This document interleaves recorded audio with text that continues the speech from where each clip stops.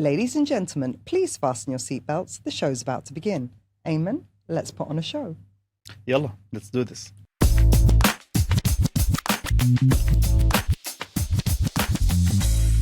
Welcome back to Golden Nuggets with Silvia Eldawi, the show where we dig beneath the headlines and uncover the stories, strategies, and secrets behind the industry's biggest success stories. And my guest today is Ayman Sadieh, the powerhouse behind Nas Luxury Real Estate, which is what Abu Dhabi's most reviewed real estate brand. Am I right? Exactly. Congratulations on that. Thank you. Now, Ayman, you have personally sold over $1 billion dirhams worth of real estate. Me and my team. Okay, combined. And today we're going to talk about why Abu Dhabi real estate is the one to watch. Yeah. I've had a couple of guests on raising the flag for Abu Dhabi, but you're going to tell us why investors are interested in it, why agents also appear to be interested in Abu Dhabi real estate, making the switch over from Dubai, and also how Nas became one of the city's top trusted luxury brands. So let's get into it. Let's talk about the launch of Nas Luxury. You identified a gap in the market. What made you say, I can do this differently? First of all, thanks for having me, Silvia. My pleasure. My pleasure to be with you. Yay. Actually, the story of Nas Luxury, I don't want to make it something huge, but it was the idea of creating something that is missing in the market. Mm-hmm. I think you have the experience that most of the companies, they are focusing on quantity or volume of sales, or how much we have to be rated with this developer and that. For me, I don't see that as my identity. And to be working with a company that has this target will not fit my ambition. It's not necessarily a recipe for long-term success, is it? Yes, exactly. So I had the plan in 2019. And then 2020, you know what happened? Yes. Yeah.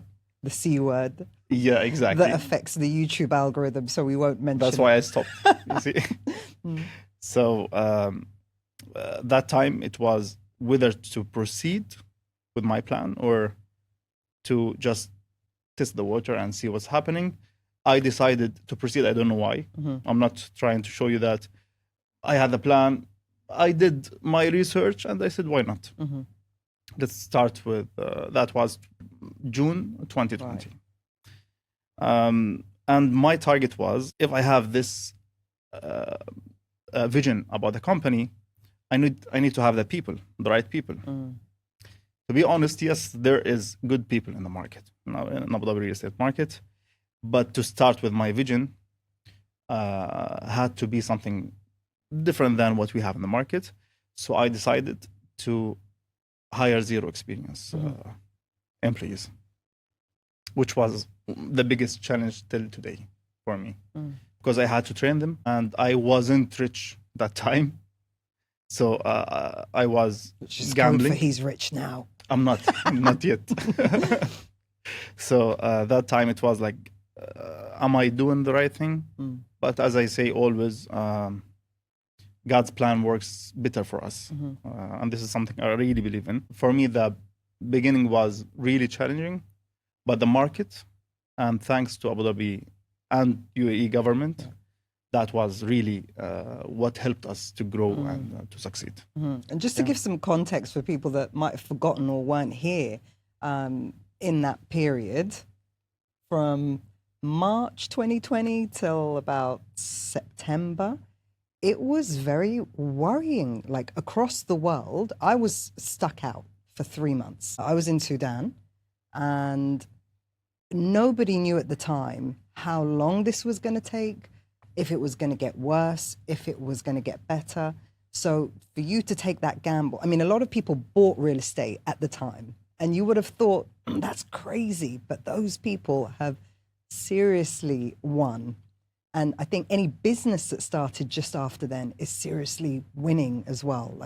But at the time, you would have never known. Exactly. And what was more crazy for me now when I think about it, that I also bought an apartment that time. I had something, some hot deal, and I decided to take it. Even Abu Dhabi government, that time, the municipality was called ADM. So ADM was waived, the fees were waived. And I decided even to buy and flip, which was also an advantage that time, but was also scary. Risky, yeah. Risky. It's about my company, and is it a good time to buy and flip? But of course, it was very hot deal, and I could flip it even within 1 month time. So yeah, it was challenging.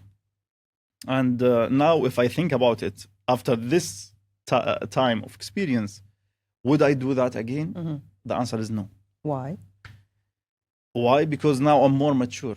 I know that the steps I took at the beginning, it wasn't really calculated, but it was right. Now, if I have a 5 years plan, I need to calculate the risk way better than before.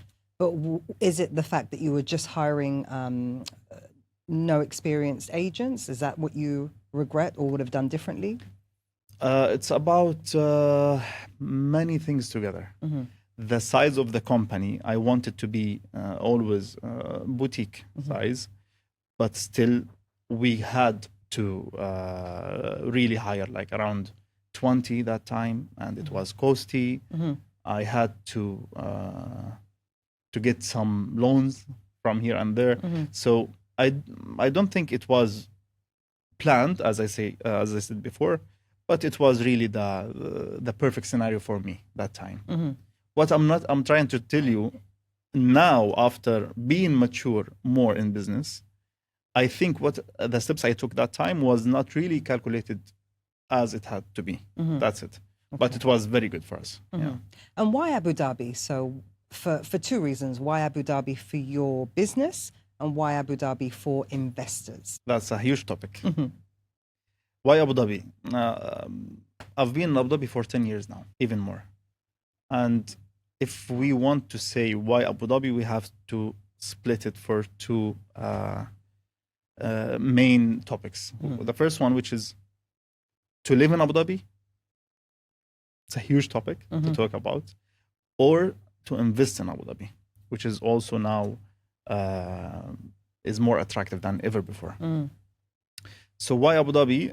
I've met in the past 5 years a lot of investors and high net worth individuals thinking about this. Should I move with my family to Abu Dhabi? Some of them, they were living in Europe or different places in the world. So is it Abu Dhabi or Dubai? Right. Because this is the biggest comparison. From my opinion, not because I'm living in Abu Dhabi only, but it's the truth that living in Abu Dhabi, to compare it with any other city, I don't want to say Emirates, any other city in the world, it's a family-oriented city compared, let's say, to the neighboring city, which is Dubai. I love Dubai, don't get me wrong. Have you ever lived here? No, but I was coming and going very often. So nowadays, you can tell from the traffic that we have here in Dubai, right? So for families, you don't want to be in the traffic every day. That's the truth. Also, what people are looking at is the health. Health is perfect in both cities. Schools, we have top schools in Abu Dhabi, and we have still more brands to come here to Abu Dhabi. And what is more for me attractive, that Abu Dhabi has this organization from the beginning. We have islands, for example. Yas Island, it's for entertainment. And if you want to take your kids one day, you will go to Yas Island. Yes, we have other attractions, but Yas Island has, you know what, Yas Island has to offer. If you want to be in a luxury island, it's obviously Saadiyat, and in near future we have Hdariyat. So it's not like very hard to choose where to live compared to Dubai. If I want to tell you where you want Silvia to live in Dubai, you will have a lot of ideas. Abu Dhabi, it's selective, and it's I don't want to compare, but it's organized, and this is what I saw in the past 5 years. for investors who are coming, or high net worth individuals when they are coming, it's the easiest decisions to take, where to live, and especially for schools, for their businesses, and so on. And there's also, I mean, there's some variances in regulations in Abu Dhabi versus Dubai. So in Dubai, you have to give 12 months notice to a tenant, and it has to be for one of 4 reasons. None of those reasons can be, I need to get a new tenant at a higher rent, right? But in Abu Dhabi, you can just give 60 days notice at the end of the tenancy for no reason. And that's quite attractive. It gives you that flexibility as an investor, no? It is, but still now many things are being changed. We have ADRIC. You know about ADRIC, Yeah. Abu Dhabi Real Estate Center. Just for whoever is watching now, we have to talk a little bit about the history of the regulators in Abu Dhabi. We can start from 2018 and before. It was still, we didn't have the freehold as much as today. We didn't have much rules and law for such areas, which is freehold.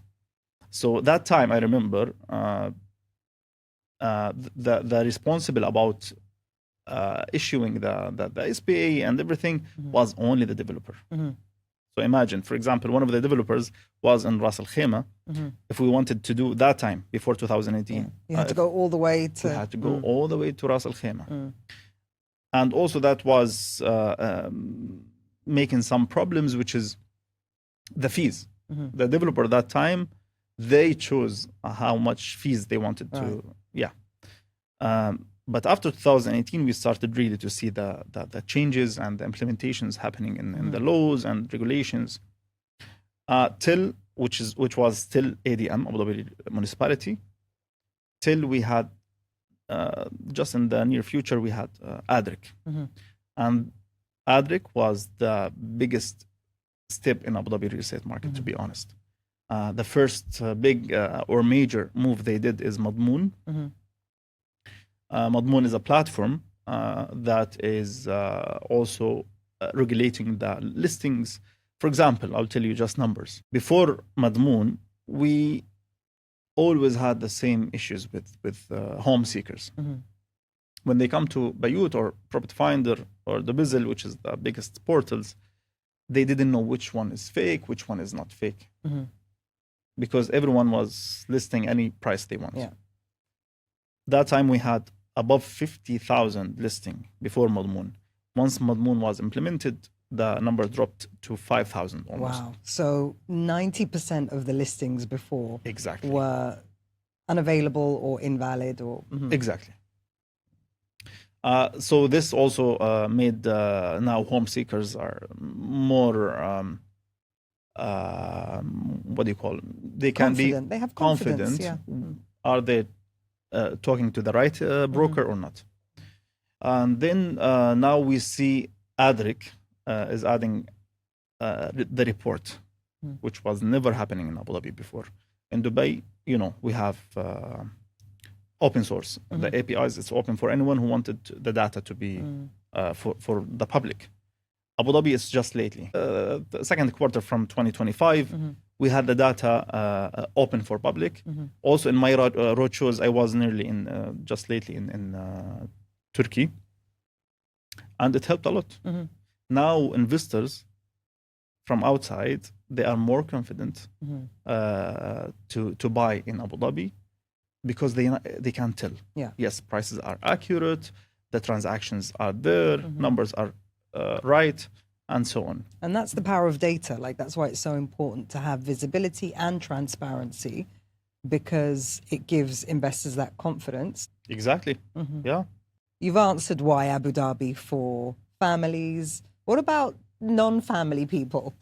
Exactly. Here we come to the other part, which is investors who wanted to invest overseas. Numbers also are there. Numbers don't lie. We have a lot of nationalities. Who's the top 3? If you go now to the H1 report from ADRIC, you will see the top nationalities. And this is H1 2025. H1 2025. We had people from China, Russia, India, USA buying in Abu Dhabi. Especially China, we didn't see that before. Russian in the past 3 years, we saw more Russians buying, but China in the past year, it was we've seen them coming more often. Are they the number one? I think Foreign now they are buyer? number one. I have to get back to the report, Okay. but I think now they are number one.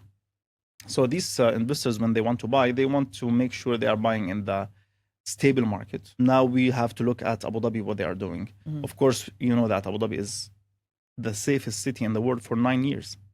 This is amazing. And the stability of the economy, the GDP, which is not coming from oil, many aspects, if you look at it, as investor living outside, they wish to buy and they wish to invest, not but only for the ROI, but also they know that they are buying in a city that it's healthy and it's growing. What also made it easier for us, the big developers, such as Aldar. It's seamless experience to buy through Aldar. We've sold investors within 30 minutes they can buy and they will doc sign their SPA through the email. So Smart city. smart city. Yeah. All digitized developers. And have you noticed, I mean, you've been in Abu Dhabi for 10 years now, you've noticed more foreign investment, different nationalities, but has there been any change in buyer behavior that you've witnessed over the last few years? And is there any particular segment that's driving growth? Big time, yeah. We've seen the foreigners coming from everywhere, even from Dubai. Now they started to move their investments. But what we have seen, and this is something I wrote an article about almost 1 year ago, the shift of the super elite properties that Abu Dhabi is witnessing. If you come 2023 and before, we didn't have much of luxury, prime, luxury. super elite or super luxury properties. But these days, we still have some properties, you can say one of one, that it will never be repeated. And still they are available, some of them they are available in the market. But for example, Aldar sold the highest value of one villa. How much do you think? Have you read the I haven't, news? so I'll take a guess. Yeah. Is it 250 million or something? 400. Okay. Yeah. Wow. That's And nearly now- $500 million. Yeah. Did But- you sell it? Is that why your team... I wish. I'm working on selling over $1 something billion. else. Okay. But yeah, for example, penthouses. You know, we have in Abu Dhabi the cultural district, which I believe has nothing to compare in the world with the cultural district. You know, we have 5 museums and big brands. Yeah. In that area, we have a penthouse from Aldar. My best developer ever. So yeah, I have to keep saying their name. So we have a penthouse sold for 150 million in the best area, in my opinion, the most luxurious in Abu Dhabi. 150 million. To compare with Dubai, how much the penthouse was sold in Como residences? I have no idea. Almost 400 something, 420 million, if I'm not mistaken. But it's above 400 for sure. So still, if you are the early bird buying a luxury property in Abu Dhabi, I believe the prices will double or maybe more. Yeah. And there's a rise in branded residences right now. You can see that all over across the Emirates. Yeah. What's your opinion? Branded residence, in my opinion, it's of course, it's adding luxury properties to the market, which was needed. But some developers, they took it, I don't want to say it in the wrong way, but they took it A little bit too far. too far. Yeah. Some branded, in my opinion, they don't have the experience in real estate. Yeah. And even the developer, they don't have the track record. So these branded residents, I will avoid talking about them. But if we were talking about a branded resident which was which had a track record before, like, for example, we can mention names, Mandarin Oriental, and the developer is Aldar. Yeah. So it's obviously a very good investment. And yeah, some people, they buy the brand. They just follow the brand all over the world. Yeah. And I don't mind, but as long as it's a hospitality brand, you know, because Exactly. there's no point in buying real estate with, you know, let's say, okay, it's branded a luxury handbag brand. What are they going to know about building a community, building a residence, lifestyle? Exactly. They- By yeah. the way, I had a reel on my social media talking about branded residence. I don't want to mention names, of course, but unfortunately, this type of residences, it's targeting people from outside, which I always feel that I'm responsible about Educating them. Yeah. these people, because they know Abu Dhabi is amazing city to invest in, and then they come to see, oh wow, it looks amazing, it looks shiny from outside, but as you said, if you dig inside in the details, you will see that the brand has nothing to offer before in real estate. Yeah, maybe they are good in as you said, in bags, but what is their plan? And even more than that, are they really involved Yeah. in the development, or just, okay, take our name and that's it? Yeah. And so for how long? Because that's the other thing. You might have bought something because it's, let's say, Bulgari residence. Okay. But it might not stay Bulgari exactly. forever. So you need to Ultimately, read. Yeah, on You the need to read SPA, the SPA. it says Jumeirah Bay, I think. But it doesn't say Bulgari on the SPA. Might be. And even if it's saying, for example, in the SPA, you need to really read the SPA. Maybe it has an article or something saying that might be changed. Yeah. So if you're buying today a branded residence, If you're buying today Birkin, maybe in 3 It would be years, nothing. it will become, I don't know, yeah, another name, not Tory brand. Birch. Yeah. So yeah, not all the branded residences are worthy to buy, but of course some of them we have to educate the investors that these are good and these are better not to interfere with. Yeah. Okay. Now, I also train the Abu Dhabi broker course licensing course. Yeah. One thing that I've noticed in the last year for sure, but in the last few months, is there's way more Dubai agents getting their Abu Dhabi license. What's that all about? Exactly. First of all, I believe these Dubai agents, they have seen the competition in Dubai. The last number I saw for Dubai agents, it's above 30,000 Yeah. agent in Dubai registered. To compare to Abu Dhabi, I think it's around 4,000 to 5,000. I'm not sure about the number, but the competition is way less in Abu Dhabi. And why they are coming? Because I even get a lot of calls from agents, their investors who bought in Dubai, now they are starting or started really to search in Abu Dhabi. So they want to have the portion of the cake. Yeah, I see. Okay. So it's not necessarily that they wanted to kind of spread their wings. It's that investors, their investor baseline is demanding it. And rather than spitting with an Abu Dhabi agent, let me get my license and exactly. broker it. And honestly speaking, most of the agents that I was dealing with all my respect to many agents in Dubai that we learned from them, but many agents who came from Dubai to Abu Dhabi, and even Abu Dhabi now, they are only, and they call themselves a specialist in off-plan market. That is not applied to Abu Dhabi. If that's what I'm saying always, if you want to work in Abu Dhabi, you have to understand the history of Abu Dhabi real estate market, and there is nothing called off-plan specialist. How you can tell me where to buy if you don't know what is the market now and what we have in terms of prices and history.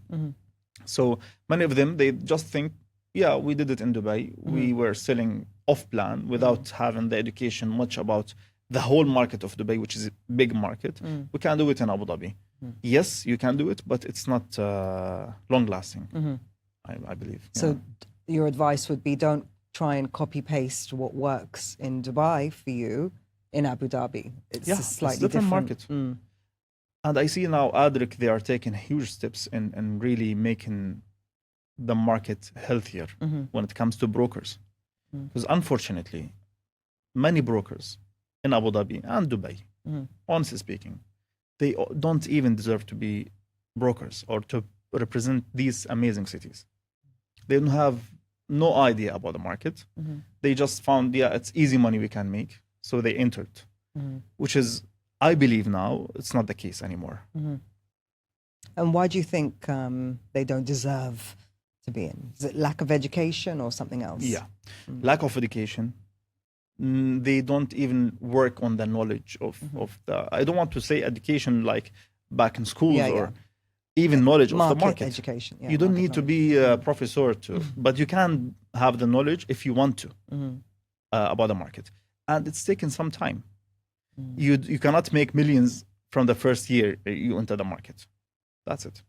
And you're very big on reviews, having been the most reviewed real estate brand in Abu Dhabi. Are you like actively training your team to get these reviews, or what helped you build that level of reviews and ratings? Yes, we push our agents to always get the feedback from their clients by getting the review. And why is that? Because I'm really, till now, I don't know why most of the companies, they don't focus on getting good reviews. Yeah. Because it's easy for anyone which is happening, who have the bad experience with one of your agents, they will come and they will start writing bad reviews about you. So when you ask your agents that you have KPIs, one of them, which is very important, that you need to get certain number of reviews, they will always feel that they have to provide the best service. Yeah. That's number one. Yeah. And once they see the review about their service, it will always motivate them to be to have better service in the future. And also, it's given the good reputation about the market, about the company in this market. We in size, we are a boutique company. We don't focus on getting a lot of agents, but we have companies in Abu Dhabi which is 5 times the size compared to us, and they have a couple of reviews, which I don't understand till now why. So it's something that you really emphasize, and which is very important. Yeah, it's very important. Now, even because of reviews, we're getting many calls from people overseas because they did the research. Yes. They wanted to read, with whom I have to deal with. So once they see we have around above 1,200 good reviews. Wow, mashallah. That's amazing. Okay, so just start asking for reviews, because people are happy to give them. Or even if they can't be bothered to write the actual review, they will at least give you 5 stars, and that's it. That's will go a long distance.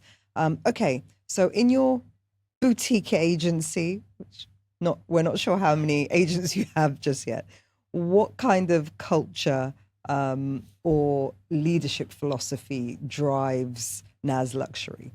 Consistency and reputation. All right. Numbers I can't tell you now. Maybe it can be more in future, but we're around 45, more or less sometimes. That's big. It's not boutique. It's medium sized. Yeah, okay. Medium sized company, and it's a boutique now in this market. It's a boutique company. What is my philosophy when it comes to train my team? First of all, I wish to have all the team sharing same ethics, no matter from where you're coming, but make sure when you're dealing with your clients that you don't want just to sell and get the commission. This is rule number 1. You have to give them what you really learned. So before everything, you have to learn. And this is why we do very good training about Abu Dhabi history, Abu Dhabi real estate market history, and we don't deal with all developers. We don't just want to sell. Knowing that, the developers that we're avoiding to deal with, they are the most developers who pays commission and the fastest maybe when it comes to pay the commission. But this is not our target. Our target is to build a company which is working for future with long-term vision. And therefore we work only with good agents, and we make sure to have the quality assurance always maintained.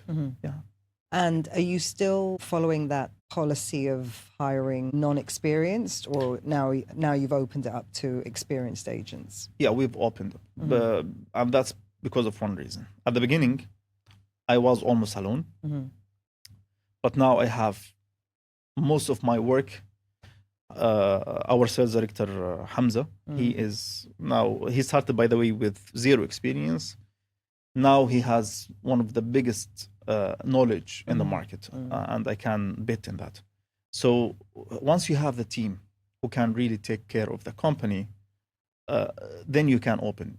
Yes, maybe we have good agents, but they didn't took their chance in other companies. But you have to know we have 1, 2, 3 different when it comes to our ethics than the market. Yeah. If they agree, they are happy, welcome to come. Yeah. And I always, when I was manager or director, I always preferred, if you have time to dedicate, I always preferred to get non-experienced agents, just because the experienced agents, not only do you have to train them, but you have to untrain them in certain elements. So it's nice to get someone who you can mold. By the way, now the market is dynamic and it's very fast. I wish always to have zero experience. But for a certain time, we changed our roles, because we've seen many employees and other, like sales agents in other companies, they really have same ethics, but they didn't like how they were treated, and the target thing, by the way, it's very hard on sales. We don't push them to get the target as much as we want them really to work in the right way, which is maybe in business wise, it's not the perfect scenario. Target is very important. We know that for sales, but this is not my ultimate goal. If you're doing well, if you're working on your knowledge, we can give you more time to get the target. Yeah. And money is the byproduct, should be the byproduct of your passion, the service that you're delivering, not, like you said, the main goal. I believe, if we're talking about money, I believe money will always come. And will always go. Chose, but you can choose in which way you want to. For example, I'll tell you some practices that was happening in the market, and it's not a secret anymore. Many agencies, they are offering kickbacks, which is really bad. Not only bad to the market, it's also bad to their employees. Some sales agents, especially at the end of the year, because these agencies wanted to be in the top of that developer or whatever, they work for nothing, which I feel bad for them. And also, other practices we've seen, that these sales agents, they offer investors, just buy today, I will sell it for you after 1 month. Why is all that happening? Because they are only focusing on getting the commission. After 1 month, it's fine, do whatever you want, I got my commission, and that's it. But this is not the scenario in our company. And thanks God, the reputation is not something you can hide. You can, anyone now who wants to invest, they can really ask about the companies. Now we know which company is doing that and which company is doing this. And how do you get your agents to educate clients with such a fast-paced environment? At the beginning, the training is very important, just to join the company. But then we have weekly training, which is happening every Friday at 2 p.m. And we can talk about what's happening in the market, new rules. If you have something that I don't know, tell me about it. So it's more chit-chat talks, and this is educating everyone. Not even me, Hamza, the seniors in the company. We can learn from everyone. If you have a new idea or new information, teach us. And actually, one of your ideas is blogging. Yeah? Yeah. So we spoke about that. You've got quite the blog going on. You've got your personal brand. You've got aymansadieh.com. Tell us about that, because usually people would, take a step back. I'm the face of the company, but it's not about me. But why have you chosen to shine the spotlight on your personal brand? To be honest, I stopped being in sales, knowing that this is my passion for quite long time, and then I wanted to get back to the market in my field, and I see myself more offering and selling luxury properties because I believe this is the future, and we don't have someone in Abu Dhabi only focusing on such properties. So I said, to be, of course, it's helping the search engine. So I need people, not from Abu Dhabi only, from even Dubai or overseas, when they search, so they can come to see my name. Yeah. And then we get the meeting, and from there we take it. So blogging is very important. That you educate people, number one. Number two, they will start seeing your name more often, and when they decide to buy, they had to have a call with you at least. You know what else I've noticed on that? Back in the day, it used to be rank high on Google, SEO, keywords. There was a lot of talk about search engine optimization, getting your name out there, and a blog was one way of doing it. But the latest way of doing it is what we're doing right now. So this episode, every word we've said on this episode is going to get fed through ChatGPT, OpenAI. It's going to get fed through, which will help me write the description that you see below, the title, the tags, and everything. So by doing podcasts or shows, you actually improve not just your Google ability, but also your ChatGPT ability. Spotify, YouTube, these are all sources that feed into the AI machines. I'm not technical enough about it. I don't know enough about it. Me neither, but yeah, that's right. I know that like now, if you search, once this goes through and everything, you search your name, you search your company in ChatGPT, Golden Nuggets with Silvia Eldawi will come up as a source. Amazing. So same work as you're doing on your blog and making sure you get the keywords, rich keywords and SEO and all of that. It's about the words you say as well on video. That's right. But also now search engine, in my opinion, is way more important than before. That's for one reason.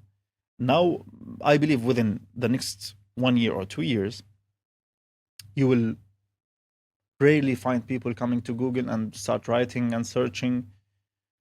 They will go to ChatGPT, or they will go to any AI platform, and the AI platform will do that search for them. So you have to have the search engine optimization with different ways. That's why we always like to be in presentations, in podcasts. That's a must. And not because I want to be known only in the market. That's something very important. But also because there are some uneducated people in the market going for social media. It's open for everyone. So we have to also be in that market. For investors, when they come, they can talk to someone who's knowledgeable in the market and to represent either Abu Dhabi or Dubai in the right way. And focus on personal brand rather than the company brand. I'm a big fan of that, and I encourage people to do it because I do feel like we're losing that connection with company brands. And I always say this whenever I'm talking about personal branding. I'm like, I have an Apple iPhone, and I spend a lot of time on Instagram on my Apple iPhone, but I don't follow Apple. But if Steve Jobs was alive, I'd probably follow him. So I think people are moving away from that kind of brand loyalty to finding the characters that they resonate with. Exactly. Was that your strategy? One of my strategies, yes. Always when we want to deal with someone, we prefer individual rather than a company. So yeah, that was one of my reasons why I wanted to be, as a brand, Ayman Sadieh. I wanted to be known not only that I'm the CEO of Nas Luxury, but also as a luxury broker. What do you think luxury real estate will look like within the next couple of years for when it comes to technology, service, all of that? Now what we're seeing from developers when they offer luxury properties in Abu Dhabi, it has all what you have mentioned. What we will see in the future, it's God knows. The time is really passing very fast. And what we're seeing, for example, in Abu Dhabi, for example, now, the prices that we're seeing for one project, I will name it, it's fine, 4 Seasons. Starting price for the property, which is 2-bedroom apartment, we're talking about 22 million. If you tell me this fact just 4 years ago, I will tell you that's so crazy. Impossible. Impossible. What I will see, or I think we will see in the near future, that this number was logical. So the most important to focus on not only what the apartment has to offer inside, but also for investors, would or should they enter the market now, or they have to wait? No, this is obvious. Enter the market now, especially for the super elite properties. And what percentage would you say is like super luxury versus, you know, mid market and then low end? Super luxury and super elite has to be very small percentage compared to other markets, to other properties. So I can say if Abu Dhabi has now 1%, it will reach to 7-8% of super luxury properties. Okay. And finally, I wanna get 2 more golden nuggets from you. So one golden nugget for brokers who are potentially thinking of making the move over to Abu Dhabi, and 2 investors who are weighing up their options between Dubai and Abu Dhabi. All right. For agents, it's obvious that I always tell anyone who wants to enter the market, think about long term. That's very important. And we're in real estate. You can keep doing money always, rather than just focusing on small Quick time wins. and quick ones. So yeah, you have to reach that limit. You have to educate yourself. You have to be seen in the market. Once you are educated and you have the knowledge, and always work with agencies, shouldn't be number 1, number 2, number 5, whatever. They should give you what you need to thrive. Culture fit. Yeah, exactly. And for investors, honestly, I'm a big fan of Abu Dhabi. Dubai is an amazing market, but I see now the time is for Abu Dhabi. If investors, they don't know about Abu Dhabi real estate market, they have to deal with someone who knows, and then they can do the comparison where to invest, either Abu Dhabi or Dubai or even Ras Al Khaimah. So yeah, make sure to deal with the right broker, not direct with developers, with all my respect to developers, but the right broker will give you all the pros and cons in the market. Yeah. Okay. Well, thank you very much, Ayman, for joining me, for dropping some priceless golden nuggets, and for sharing your insights and educating me on Abu Dhabi. I mean, I should get there a little bit more often. Thank you so much, Silvia, for having me. And I hope you enjoyed that episode. If you did, hit the like button or share and subscribe and follow, you know, all that stuff that impacts the algorithm. So yeah, we'll catch you on the next one. Thank you very much.